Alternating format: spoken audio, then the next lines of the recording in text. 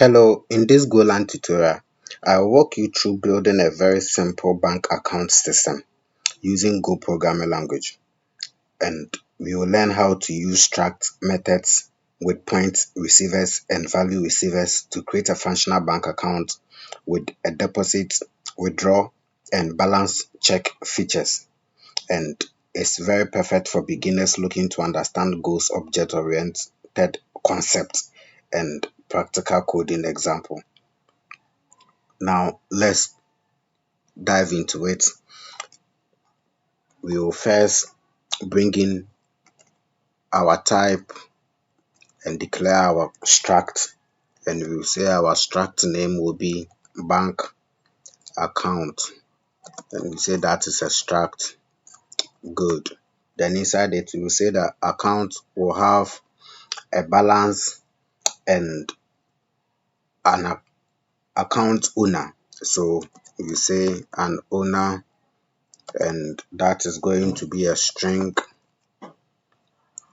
Then we will say a balance, and that is going to be a float. Right, good.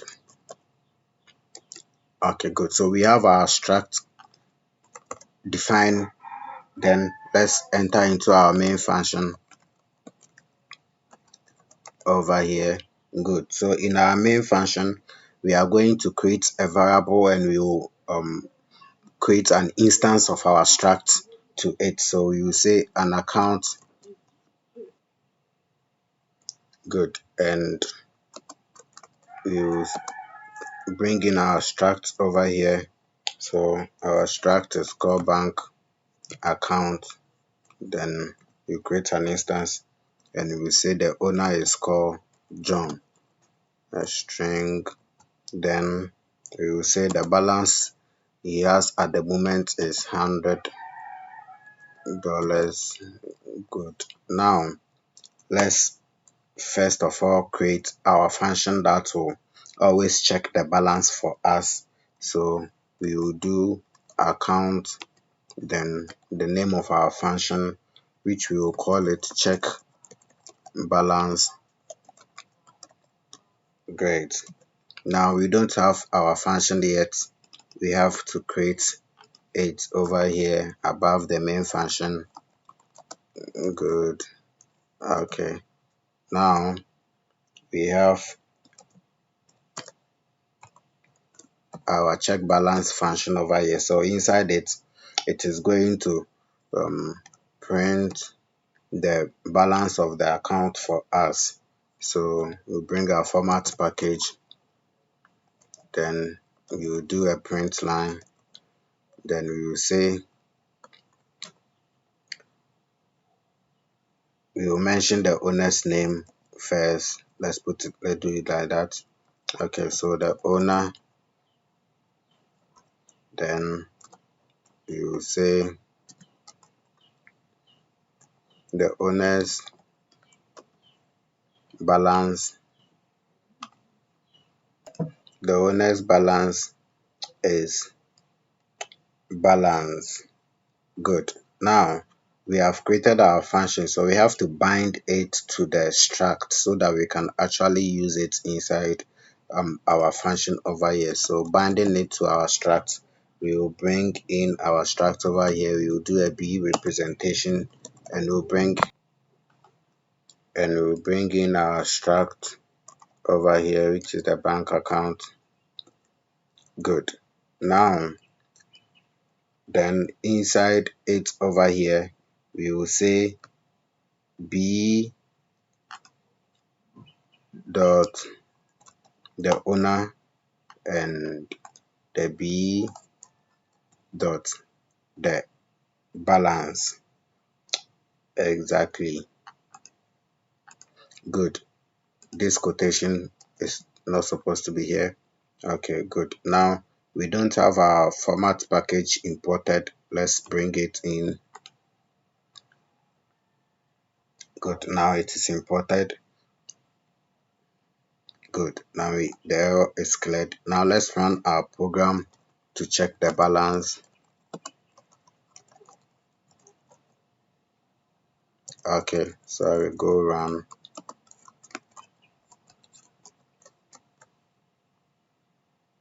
Good. We see it over here. Now John's balance is 100. Good. Okay, so that is that. So in our check balance function, we bring in our struct here, which is um, a receiver. Um, cut that one. Cut that one. Good. Now let's look at um, depositing into John's account. Now,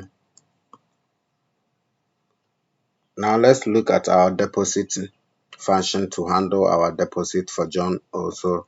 Now inside it over here, we will bring in, we will do our account dot the deposit. Then we will say how much are we depositing. So let's say $50. Then we don't have our function existed yet. Then we have to go and create our function. Then this is our function. Good. Now in our deposit function, we have to declare the parameters that it is taking. So it is taking the amount parameter. Okay, and we will declare that the parameter is a float. Then inside it, we will do that if the amount that is being deposited is actually greater than 0, then we have to add the balance to the amount and save it. So we have it over here. Now we have to bind our function to the struct that we have declared above, and in this case it's going to be a pointer receiver because we are actually going to modify the account values, the account balance, and save it. Good. So that is that.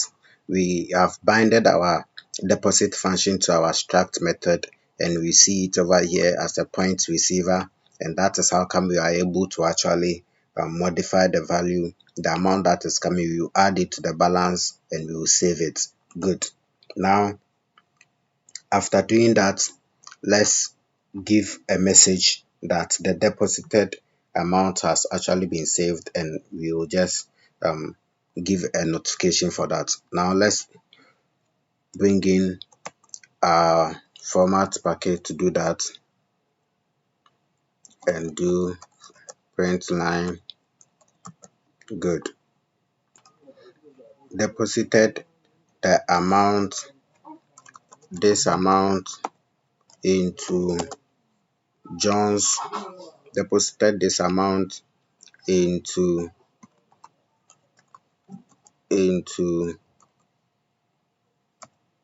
the owner's account. Then if the balance is not greater than 0, then we have to print the amount is an invalid deposit amount.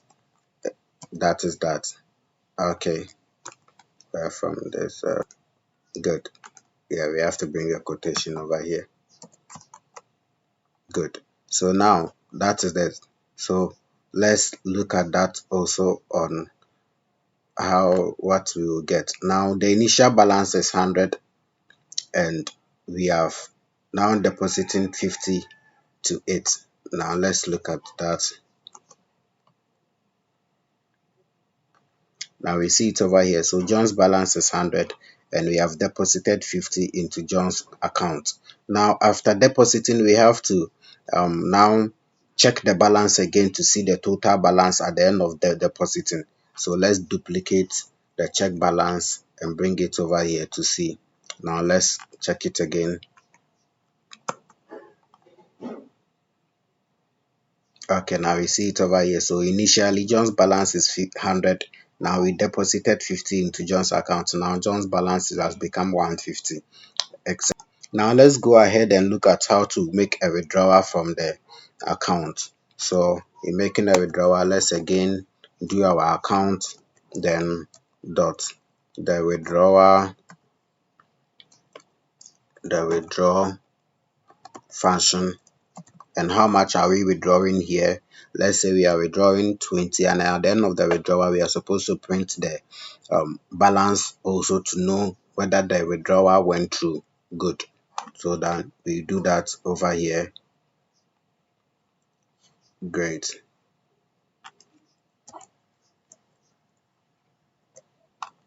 Now our withdraw function is not existing right now, so we have to create it over here. We do our function, then the withdrawal, then good. Now inside it we are going to, so our withdrawal function is going to take an amount that is going to be deducted from the balance. So you also see that this is also taking the amount parameter, which is also a float. Good. Then inside it, we will give a condition that if the amount that we are withdrawing is actually greater than 0 and at the same time it is less than the balance in there, then we can proceed with the withdrawal. But if the condition is not met, we have to print an insufficient balance. Good. So now this is how we do that. So if the amount is greater than 0, then it is at the same time less than, good, and it is at the same time less than the balance in there, then we have to print do our withdrawal, else we have to say that the withdrawal that we are trying to withdraw is actually insufficient. So now we have it over here, but what we have forgotten is to bind our function to our struct. Okay, so we do that over here, and we will say b, then we bring it in as our pointer receiver in our function. Then that is that. Good. Then let's continue and run our program to see. Now let's do that over here, then see what we get. Good. Now initially John's balance is 100, then he deposited 50, then you see deposited 50 into John's account, then the balance was 150.